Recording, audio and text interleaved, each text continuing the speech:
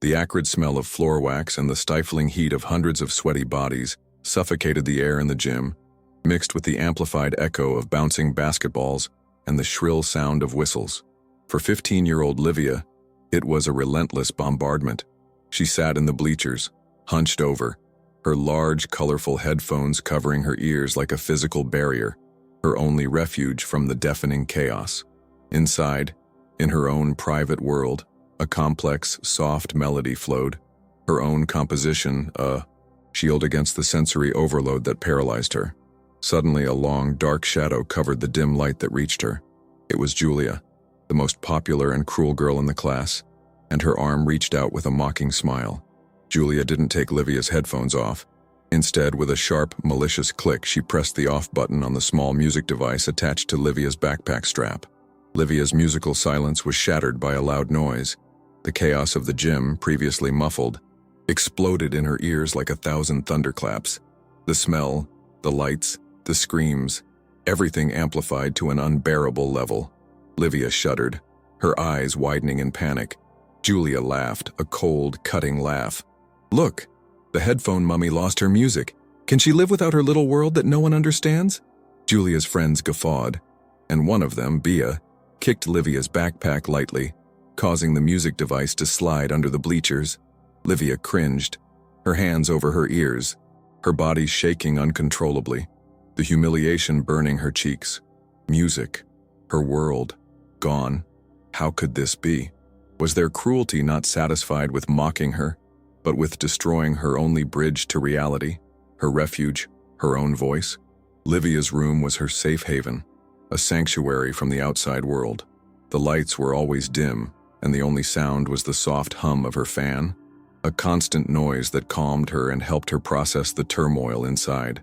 She sat on her bed, her digital diary open, on her tablet, typing her anguish to herself, her silent words echoing in the emptiness of her private world, which only she inhabited. Today was horrible again. Gym class, Julia. Not only did she make fun of my headphones, she turned off my music. She took away my shield, my bubble. The sound of the gym hit me like a wall and I couldn't breathe. They think I'm E.T., that I'm deaf, that I don't understand. I hear too much. Every sound is amplified. Every voice, every laugh hits me like a scream. And my headphones, my music, are what help me live, not explode, not disappear in this chaos. My parents, Clara and Daniel, try hard, I know, but they also feel lost. My mom is always trying to socialize me, pushing me to parties and events that leave me exhausted and panicked, without understanding that my energy drains quickly in environments like that. My dad is proud of my intelligence, my perfect grades, but he doesn't understand that the outside world is a constant challenge for me, that it's exhausting to exist outside my bubble, that the way I process information is different. I wish I could scream to Julia and Bea how much their words hurt me, how cruel their ignorance and malice are. I wish I could explain to the whole school that my headphones are not a sign of weakness, but of strength, of a different and unique way of perceiving the world. I have ideas, thoughts, feelings that overflow, entire melodies that are born in my mind, but the words get stuck in my throat. It's like I live in a glass box and they knock on the glass calling me weird, without realizing that the weirdness lies in not accepting what is different, what is unique. But one day, I'll show them. I'll find my voice, my deepest melody, and I'll silence the entire gym, not with screams, but with the truth that no one wants to hear, that will resonate in their souls. The words typed by Livia were a silent lament, a manifesto of her imprisoned soul, but with the promise of liberation approaching, a harbinger of musical revenge. Livia's pain and the helplessness of her parents, Clara and Daniel, led them to seek solutions everywhere, many of them false promises disguised as hope, which only deepened the abyss. The first light came from a social behavior specialist, Dr. Roberta, who promised to train Livia to interact without headphones through sessions of gradual exposure to noise and forced interactions. Livia needs to desensitize herself. If she doesn't face the sounds, she'll never adapt to the real world, insisted Dr. Roberta. In an authoritarian and impatient tone, Livia was subjected to exercises that left her exhausted, in a constant state of panic, exposed to volumes of sound that caused her physical pain and vertigo. The sessions, which cost a fortune, only increased Livia's aversion to noisy environments and reinforced her isolation. Dr. Roberta, seeing Livia's lack of progress and resistance, claimed that she was rebellious and uncooperative, and unceremoniously abandoned the case. The second hope came with the recommendation of a famous boarding school that promised to take care of atypical children by offering a controlled environment. The director of the institution, Mrs. Olga, with a smile too welcoming to be true, assured Livia's parents that she would have the ideal care and peace she needed. Clara and Daniel, desperate and not knowing what else to do, considered the idea, imagining that Livia would be happier in an understanding environment without the challenges of regular school. However, the boarding school was a cruel facade. There, Livia was forced to spend most of her time in absolute silence, isolated from the other students in a cold room so as not to disturb, without adequate stimulation or real therapy to help her. The promise of care turned into solitary confinement, where Livia wasted away, losing what little energy and light she had. Communication with her parents was limited and supervised, and Livia felt completely abandoned, betrayed. The biggest disappointment, however, came from the school itself, the place that was supposed to be welcoming. After constant episodes of bullying, Livia's parents tried to convince the administration to intervene. The school principal, Mrs. Valeria, with an air of disinterest and calculated coldness, said, "Gentlemen, the school cannot be a refuge for all special cases. Livia needs to adapt. Perhaps the problem is not the noise, but her unwillingness to socialize, to make an effort." The school, which should have protected her, blamed Livia for being who she was, becoming a silent accomplice to the bullying. The false hopes of a cure, of a protective environment, and of institutional support only served to sink Livia into even greater frustration, fueling the bully's mockery and the feeling that she was alone in her struggle, condemned to use her headphones as the only barrier against a world that hurt and excluded her. The school gym was the daily stage for Livia's cruelty and invisibility. The laughter, the shoves disguised as play, the nicknames like the Mute, the Headphone Robot, and E.T. were her constant soundtrack, emotional torture. Julia and Bea, the queens of mockery, made a point of persecuting her, making her life hell.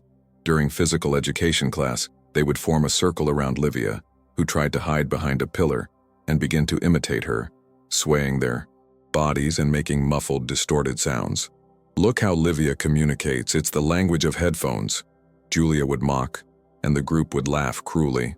The teacher, Mr. Roberto, a tired, middle-aged man, would just look away, pretending not to see what was happening, tired of dealing with behavioral problems he didn't know how to solve. At home, the tension was palpable, an echo of the chaos Livia experienced at school. Clara, her mother, lived in a state of constant anxiety and despair, begging Livia to try to fit in, to talk to her. "Daughter, please take those headphones off for a while. Try to talk to us. No one will accept you if you stay in your own world, closing yourself off," she would say, unaware that her words, though full of good intentions and love, only increased her daughter's burden and suffering. Daniel, her father, preferred to be absent, using work as a refuge, fleeing from a reality he didn't know how to face. He saw Livia as an enigma, a problem he didn't know how to solve, and his own frustration manifested itself in a distant silence, a chasm between father and daughter. The last straw came when the school announced its annual talent show, a stage, a crowded gym, an opportunity for students to showcase their skills and be applauded. Julia and Bea made sure to spread the word that Livia would be participating, with a tone of derision. "What's the Mute going to do? Draw on stage? How embarrassing," they mocked in the hallways, making sure the information reached Livia's ears to hurt her even more. Teacher Helena, the only one who saw Livia's talent for music and art, had encouraged her to sign up, seeing it as an opportunity for liberation. Livia hesitated, panic rising to the surface. But the humiliation of the last few weeks, the constant contempt, Julia's cruel laughter, ignited a spark. She thought of her headphones, her violated refuge, her stolen music, and decided she would use her unique form of expression to silence the entire school. Her revenge would not be with words, but with a musical performance that no one expected, a melody that would speak louder than any mockery. In the days leading up to the talent festival, Livia's room was transformed into a laboratory of sounds and emotions, a space of profound creation. She spent hours in front of her electronic keyboard, creating melodies that translated the turmoil of her inner world, the complexity of her mind.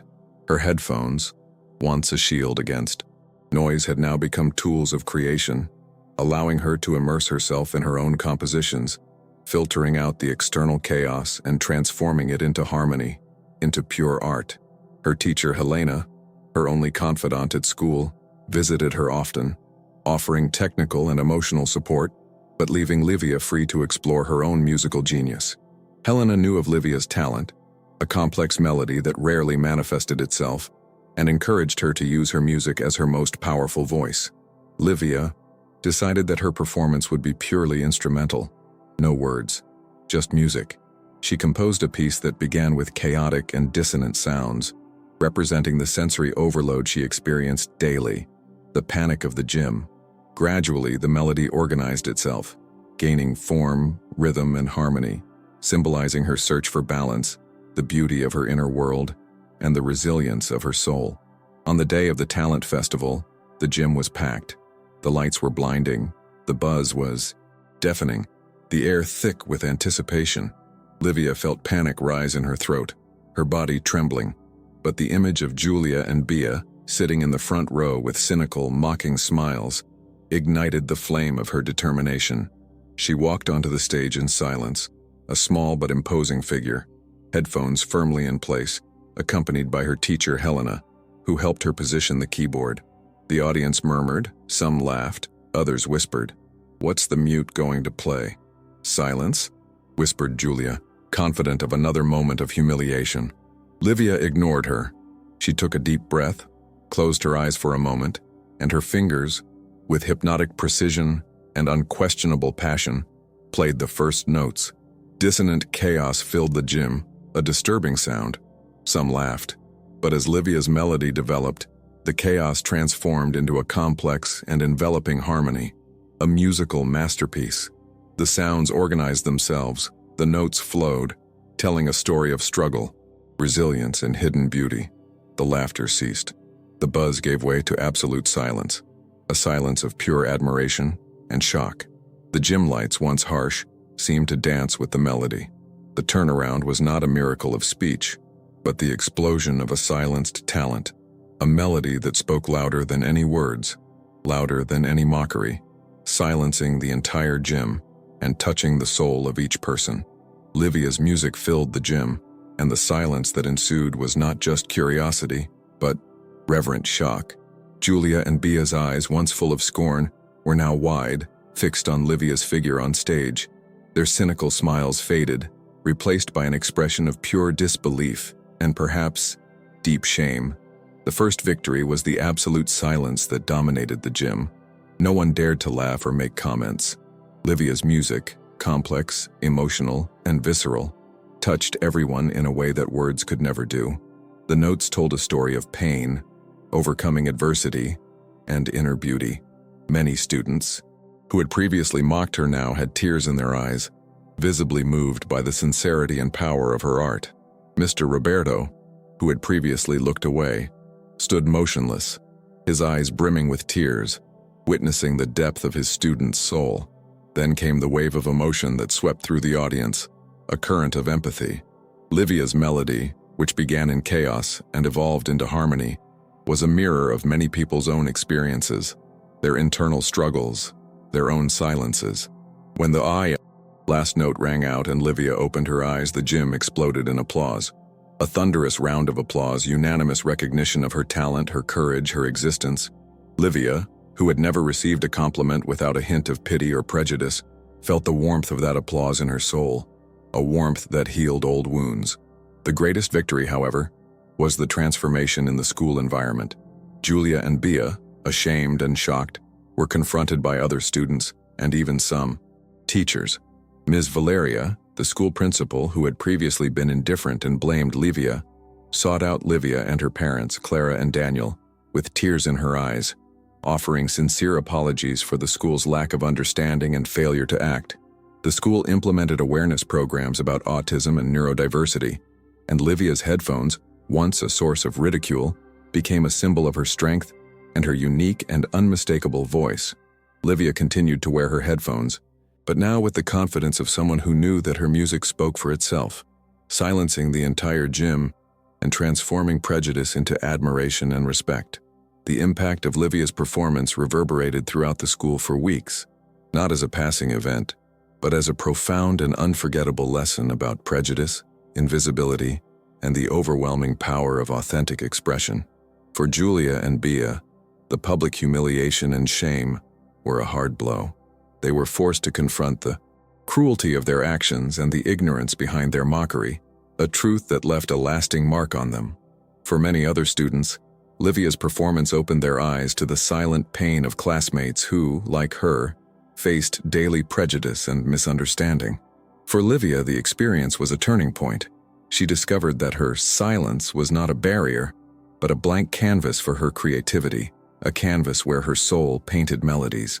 Her music, which had previously been just a personal refuge, became her most powerful voice, capable of touching hearts and minds in a way that spoken words could never achieve.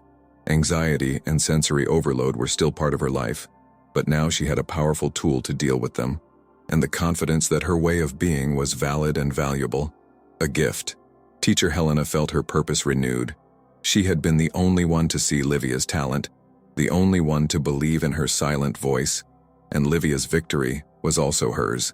She became an even more staunch advocate for inclusion and art as a form of expression and communication, a beacon of hope.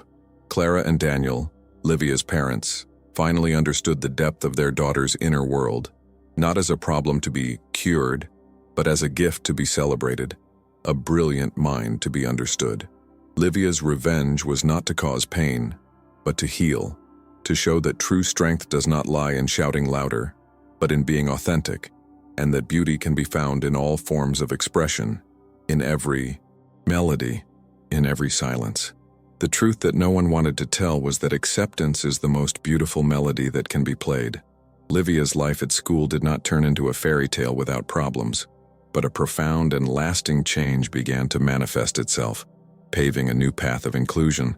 She continued to use her headphones as her essential protection, but now she did so with the confidence of someone who knew that her value went far beyond the expectations of others, that her essence was unique. Her music, which became well known at school, was an invitation to her world, and many classmates approached her to talk through gestures, drawings, and sometimes helped her write down their ideas and feelings. Julia and Bea, although they did not become her friends, never mocked her again. Bullying decreased dramatically throughout the school, and the talent festival became a symbol of inclusion and respect for diversity of expression, a milestone for the community. The school, once a place of fear and exclusion for Livia, was transformed into a more welcoming environment, with awareness and support programs for neurodiverse students, a reflection of the impact of that performance that changed everything. Livia discovered that her silent voice had a unique power, an eloquence capable of touching hearts and transforming realities, inspiring change not only in herself, but in the entire school community and beyond. She continued to compose, play, and use her art to express her deepest feelings, sharing her unique perspective on the world in a way that transcended the barriers of spoken language, creating a universal language of the soul. Her story is a powerful reminder that the true melody of life lies in authenticity and the courage to be who you are, even when the world tries to silence you. Not every voice needs words to be heard. Sometimes the most powerful sound lies in the harmony of a melody, in the strength of a meaningful silence, in the courage of those who decide that their own essence is the greatest expression. Because true acceptance is not limited to what is conventional, it celebrates the diversity of ways of existing and communicating. If the story of Livia, the girl who silenced the gym with her music, touched your heart, if you felt the pain of misunderstanding and the power of authentic expression, then this message is for you. Don't let this powerful story end here, in your mind. Leave your comment and share your thoughts. What did this story awaken in you? What lesson do you take away for your life? Share this story with someone who needs to hear this truth, this message of hope and courage, today.